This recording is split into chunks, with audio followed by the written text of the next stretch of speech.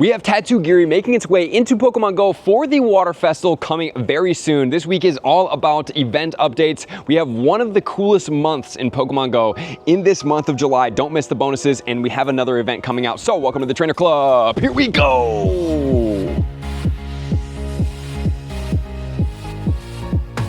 The Water Festival this year, one of my favorite events because it's when we got shiny Magikarp, and it's always been a really good event, and I don't think that this year is going to disappoint either. So from Tuesday, July 15th, all the way to Sunday the 20th, we're gonna have the Water Festival, which is gonna debut the Tatsugiri, which is going to be another regional Pokemon. However, there is one downside to this, that it is going to be raid locked. The curly form is gonna be in Europe, Middle East, and Africa. Droopy is gonna be in the Americas. Stretchy is going to be in the Asia Pacific. And if we look at the Tatsugiri, it's going to be a dragon and a water type Pokemon. It's not crazy amazing, but it does max out at 3,105 with an attack that is more suited for itself. It's a little bit higher on the attack value at 226, a defense of 166, and a stamina of 169. This one's going to take damage from dragon and fairies, resist steel, double resist fire and water. Its attacks as of right now are water gun and takedown, and then it has charge moves of hydro pump, outrage, surf, muddy water. So from a move set perspective, this Pokemon actually has pretty good moves, but from the defense and the stamina may not be super viable in PvP, but it could have some play as well. The only other downside that I'm seeing for this Pokemon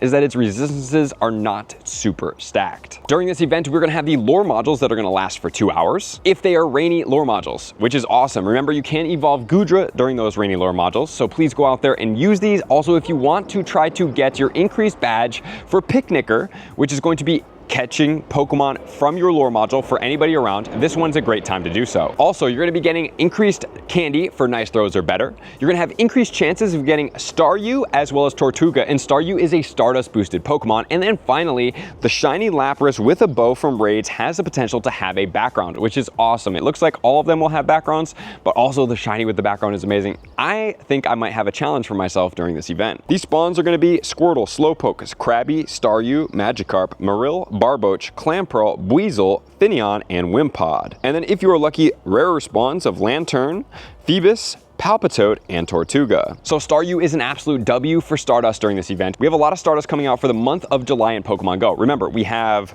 the event after the Pokemon Go Festival, 9th anniversary, is going to have 4 times catch XP and 4 times catch Stardust. Insane.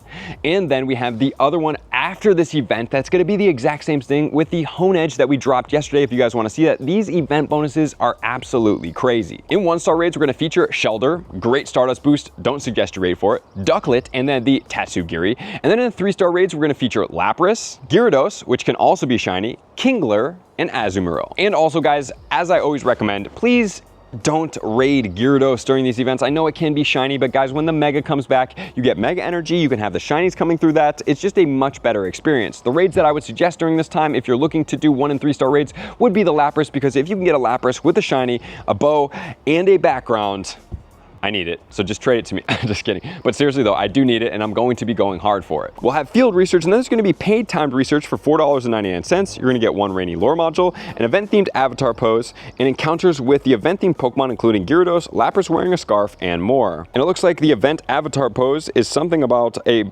person eating an ice cream cone. There will also be some avatar items being added into the game for the Tatsugiri, so there's going to be a backpack for each of them, honestly looking like sushi. And then finally, we're going to have collection challenges and a box in the shop as always for this event. So guys, that is going to do it for this event. The biggest takeaways are going to be Tatsugiri. I'd suggest to just try to get 1 of each of them, and then you can trade for them later. There's no shinies out in those Pokemon, so my recommendation is just try to get 1. Are they as cool as the Tauros? Not really. They are in 1-star raids as well. They do add to your unique raid medal, but at the same time, it's like, I'm not the biggest fan of raid locked Pokemon. Here's how I see this, is they're raid locked for right now because they're rare and new. And then they might make their way as a debut as a rare field research in one of the events. Then they'll spawn at GoFest, the shinies will come out, they'll be debuted, and then eventually they'll be in the wild. So why would I press myself to go after these things? I've kind of separated myself from wanting to have everything and kind of putting myself in a level-headed position that these things eventually will come into the game. And would I feel good about doing multiple raids or a bunch of raids for these things if eventually they come out and I'm able to easily obtain these things in the wild? Not really. And it's one thing if it's a Lapras with a scarf and also the background, that's one thing, that's rare. But when it comes to a regional Pokemon coming from raid lock, I just choose to pass, or I just get one of them and call it a day, because then they're entered into the Pokédex and I can consider it done. But you guys do what you want. You know, these are my recommendations to help you guys optimize to be the most efficient Pokemon Go player, to save the most money, or when you do spend money, to optimize it to serve you the best. So thank you guys for being here as always. I love you guys. I'm gonna see you out on the next video. Peace. I want to take this time to thank everybody who supports me in every facet. It means the world to me, and an extra special thank you to all my Patreons. I greatly appreciate the extra support to continue to allow me to pursue Pokemon Go full time, allowing me to create my daily video uploads in the most timely fashion for everyone's benefit. Plus, I get the amazing experience of sharing my creative processes behind the scenes and raiding all around the globe with select upper tiers. Thank you everybody for being a part of the Trainer Club. You all mean the absolute world to me, and I will see you guys out on the next video.